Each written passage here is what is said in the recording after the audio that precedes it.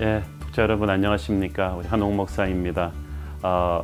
하나님이 내시는 길로 만난 지 얼마 되지 않았는데 또 이 종교개혁 책으로 다시 찾아뵙게 되어서 참 기쁩니다. 무더운 여름에 우리 건강 조심하시기 바랍니다.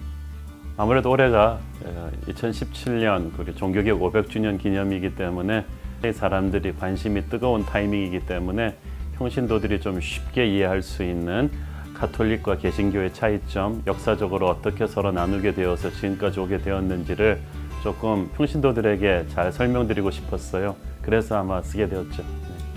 저는 한 번도 역사를 어렵게 생각한 적이 없고요. 어릴 때부터 굉장히 저는 위인전도 많이 읽었고 한국사, 교회사, 역사란 것이 결국은 우리의 살아온 이야기들이거든요. 조선 왕조 사람이나 또 로마 시대 사람이나 인간이라면 공통적으로 공유하는 것들이 있고 또 이전 것들을 공부하면서 또한 우리는 앞으로 미래로 가는 길을 볼 수 있는 또 코드들이 또 역사 속에 담겨 있기 때문에 저는 역사를 아는 것이야말로 가장 비전을 잘 설계할 수 있는 길이 아닐까 그렇게 생각합니다. 알면 굉장히 재미있는 것이 또 역사입니다.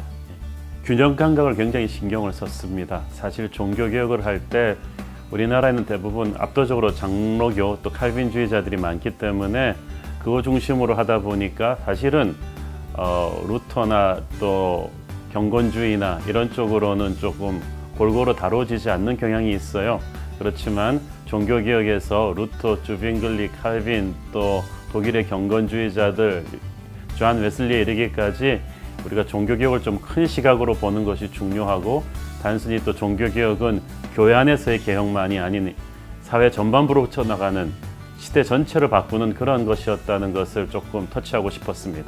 역시 존 칼빈이죠. 저는 또 특히 웨스트민스터 장로교에서 신학을 하다 보니까 칼빈의 그 신학의 그 치밀함, 방대함에 대해서 많은 도전을 받았고 철저하게 하나님 중심의 하나님의 절대 주권을 중심으로 한 그의 신학에도 매료되었지만 무엇보다도 그 55세라는 짧은 생애를 살면서 또 이 종교개혁을 교회 안에만 묶어두지 않고 제네바시 전체 사회, 정치, 경제, 교육 모든 분야에 걸쳐서 이 땅을 하나님의 나라로 바꾸어 가려는 그 몸부림, 칼빈이 던졌던 그 큰 시야를 저는 굉장히 사랑합니다. 그것이 있었기 때문에 종교개혁이 교회 안에만 머물지 않고 사회 전체를 바꾸는 오늘날 그 서구의 미국이나 영국 같은 나라의 위상은 사실은 존 칼빈의 그런 폭넓은 그런 종교개혁의 리더십에서 저는 왔다고 봅니다. 예, 사실 그 마틴 루터가 95개의 논제를 걸었을 때 그건 사실 그 교황청의 무리한 면죄부 판매가 도화선이 되었거든요. 그걸 공격하다 보니까 교황청이 하나님과 사람 사이에 서서 절대적인 중재자 역할을 하면서 자신이 그 하나님을 대신해서 인간의 죄를 사해 줄 수도 있고 교황청의 그 사면 대가로 면죄부도 바쳐야 되고 연옥에 있는 사람도 친척도 하늘나라로 보내줄 수 있고 이런 말도 안 되는 그것을 이제 마틴 루터가 짚었잖아요. 하나님과 사람 사이에 있을 수 있는 존재는 예수님밖에 없습니다. 그러므로 교회의 역할은 성도들이 말씀을 통해서 하나님과 직접 만나고 하나님과 직접 동행해 줄 수 있도록 하는 코치 역할을 하는 것입니다. 교황청을 통하지 않고는 아무것도 할 수 없다는, 그래서 기도도 교황청을 통해서 해라, 죄고백도 교황청을 통해서 해라, 죄사함도 교황이 베푸는 것이다.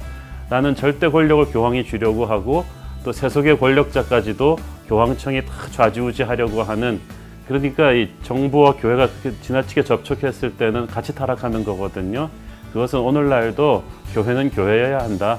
그리고 우리는 다 하나님의 앞에서 다 왕같은 제사장들이기 때문에 우리 모두가 하나님 앞에 공평하게 가는 것이다. 목사도 우리 평신도들도 다 하나님 앞에서 공평하다. 다만 역할이 다를 뿐이다. 그런 것들을 우리에게 지금 여러 가지로 시사해 준다고 생각합니다. 교회가 무엇인지, 우리와 하나님과의 구원의 관계가 어떤 것인지에 대해서 루터는 어떻게 보면은 종교개혁 전체를 끌고 가는 신호탄을 터뜨린 셈이죠. 중요한 거는 교회가 사회에 끼치는 영향력을 너무 힘으로 생각해서는 안 된다는 거죠. 기독교인이 시장이 되고 대통령이 되고 그리고 크리스천 어젠다를 갖다 크게 앞에다 붙이고 그것이 중요한 것이 아니고 사회에 끼치는 영향력은 힘이 아니라 섬김이라고 생각을 합니다. 그래서 우리가 가장 낮은 곳으로 들어가고, 그리고 사실은 우리의 섬김도 중요하지만 우리의 지성도, 중요합니다. 그래서 크리스천들이 조금 더 세상의 정치, 경제, 문화, 예술, 학문 방면에 대해서 좀 더 폭넓은 관심을 가지고 루터나 칼빈이 주장했던 게 그거거든요. 모든 것이 성직이다.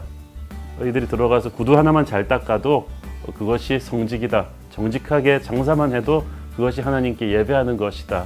라는 그런 작은 것부터 우리가 교회 안으로 자꾸 도피해 들어오려고 하지 말고 자기가 맡은 동네 반성회에서 반장을 한다 할지라도 그것을 정직하고 깨끗하게 하면 우리는 이미 이 시대의 종교개혁자들입니다.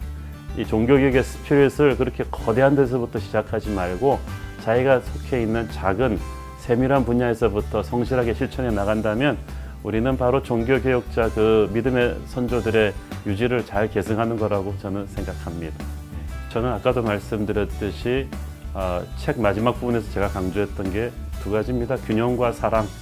우리가 그 균형 감각을 가지고 내 것만 옳다고 말해서는 안 되거든요. 제가 칼빈을 존경하고 사랑합니다만은 칼빈 혼자만을 가지고 종교개혁을 완성할 수는 없었어요. 루터의 역할이 있었고 주빙글리의 역할이 있었고 또 나중에 웨슬리의 역할이 있었고 필립 스펜의 역할이 있고 하나님께서 수많은 퍼즐 조각들을 하나로 묶어서 종교개혁을 완성하셨고 완성해 가시고 계시거든요. 그런 의미에서 개신교 교파가 많이 나뉘고 그러는 것을 부정적으로만 볼 필요는 없습니다. 다만 우리가 교파가 다르고 교단이 달라도 서로 존중해 주는 거예요. 그래서 내가 할 수 없는 것을 상대가 하고 있다. 그래서 연결되는 것이 사랑입니다.